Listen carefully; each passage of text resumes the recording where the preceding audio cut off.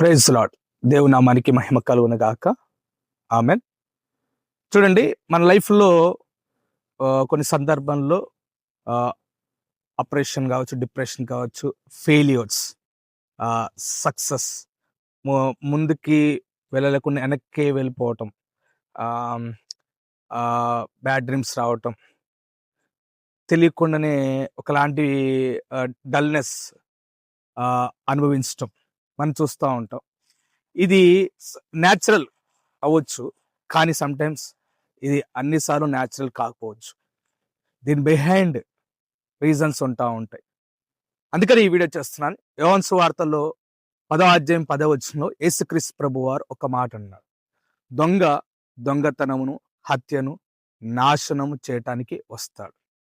Who is the thief? ఎవరు ఆ దొంగ అంటే అపవాది. బైబిల్లో అపవాది, సాతాను అని మెన్షన్ చేశాం. అందుకే ఈ వీడియో చేస్తున్నాను. చూడండి, ఇది ఫ్రమ్ ద డే స్టార్టింగ్ బిగినించే ఉన్నది. ఆది కాండం నుంచి మనం చూడగలుగుతాం. కాబట్టి ఈ వీడియో చూస్తున్న జెంటైల్స్ అన్యులు కావచ్చు, క్రైస్తవులు కావచ్చు, గమనించండి.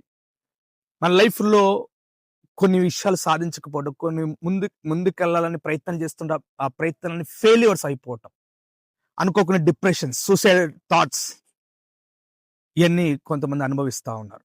దాని బిహైండ్ దట్ సాతాను, అతని దూతలు పనిచేస్తూ ఉన్నారు.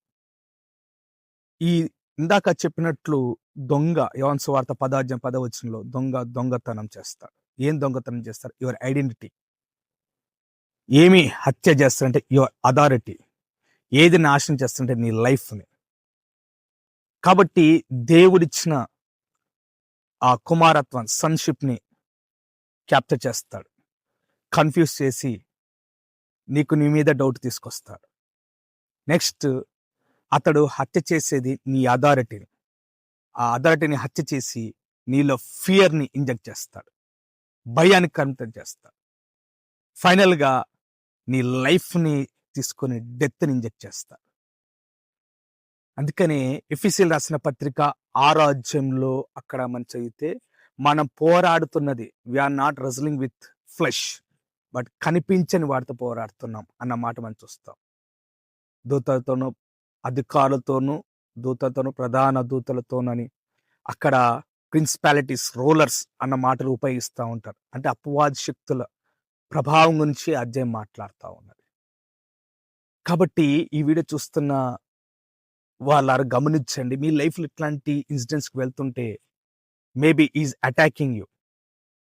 నీవు దేవుని కుమారుడివని, నీవు దేవుని అధికారముతో అపవాది శక్తులను నాశనం చేయడానికి ఉన్నావని, నీవు నిత్య జీవాన్ని స్వతంత్రించుకుంటావని వాడికి తెలుసు. అందుకనే వాటిని క్యాప్చర్ చేయాలని చేస్తూ ఉంటారు.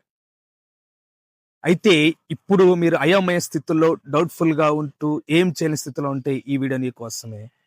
మరి ఏం చేయమంటే వాట్ ఇస్ ద సొల్యూషన్ అంటే, అందుకని యాకోబు రాసిన పత్రిక 4వ అధ్యాయం 7వ వచనంలో ఉంటుంది, దేవుని వద్దకు రండి, దేవునికి లోబడండి, అపవాదిని ఎదిరించండి. దేవునికి స్తోత్రం కలుగును గాక. చూడండి, దేవుని రాజ్యం కట్టబడాలంటే దేవుని అంగీకరించిన ప్రజలు పనిచేయాలి. సాతాను రాజ్యం కట్టబడాలంటే సాతాను ఆత్మకు, అనగా వాడు దూతలకు చోటిచ్చిన వాడు పనిచేస్తే వాడు రాజ్యం కట్టబడతాడు. ఇక్కడ మనం చూసినట్లయితే దేవుడు ఒక వ్యక్తిని బాగు చేసి వాడుకుంటాడు, సాతాను ఓ వ్యక్తిని నాశనం చేసి వాడుకుంటాడు. బైబిల్లో చూసినట్లయితే ఇస్కరియోతు యూదా అని ఒక వ్యక్తి ఉన్నాడు. ఆ వ్యక్తిని సాతాను కన్ఫ్యూజ్ చేసేసింది. అతని ఐడెంటిటీ దొంగిలిచ్చింది, అతని అథారిటీని దొంగిలిచ్చింది, అతని లైఫ్ని దొంగిలిచ్చింది. ఏం చేశాడు? యేసుక్రీస్తు అని అప్పగించాడు. కన్ఫ్యూజ్ అయిపోయాడు. యేసుక్రీస్తు అని అప్పగిస్తే ఆయనకి శక్తి ఉంది కదా, అంతకుముందు ఆయన చూశాడు, యేసుక్రీస్తు పవర్ చూశాడు, దాని నుంచి బయటకు వస్తాడు. కానీ యేసుక్రీస్తు అప్పగించుకోడు, కన్ఫ్యూజ్ అయిపోయాడు. అతను అథారిటీ కోల్పోయాడు. అతడు డెత్, లైఫ్ పోగొట్టుకున్నాడు. మనం చూస్తున్నాం. కాబట్టి బీ కేర్ఫుల్. ఎప్పుడైతే నువ్వు దేవుని యొద్దకు వస్తావో, ఫస్ట్ 2 things, నువ్వు దేవుని యొద్దకు రా, లోబడు, ఎదిరించు అంటున్నావు. నీ లైఫ్లో ఎట్లాంటి వాటిలో వెళ్తున్నప్పుడు స్ట్రగుల్స్, తెలియని స్ట్రగుల్స్, మానసిక ఒత్తిళ్ళు ఏదైనా కావచ్చు, ఫెయిలియర్స్, నీ లైఫ్లో సక్సెస్ అనుకుని సాధించలేకపోతున్నావేమో, ఈ వీడియో నీ కోసమే. నువ్వు దేవుని దగ్గర కమ్ టు క్రైస్ట్. నువ్వు క్రీస్తు యొద్దకు వస్తే నువ్వు ఎవరో నీ ఐడెంటిటీ తెలుసుకుంటావు, నీ అథారిటీ ఏంటో తెలుసుకుంటావు, ఫైనల్ డెస్టినేషన్ ఏంటో నీకు తెలుస్తుంది. So you can conquer the world. కాబట్టి దేవుడి మాటలు దీవించి ఆశ్రయించును గాక. ఆమెన్. తండ్రి, వందనాస్తులు చెల్లిస్తున్నాం ప్రభా. ఎంతమంది అయితే ఈ మాటలు వింటున్నారో వాళ్ళ జీవితంలో ఈ కార్యం జరిగించండి. అపవాశక్తుల ప్రభావం నుంచి విడిపించి వారికి నెమ్మది సమాధానం కలుగ చేసి మీరమై పొందమని యేసు నామములో అడుగుచున్నాం తండ్రి. Amen. Praise the lord. God bless you.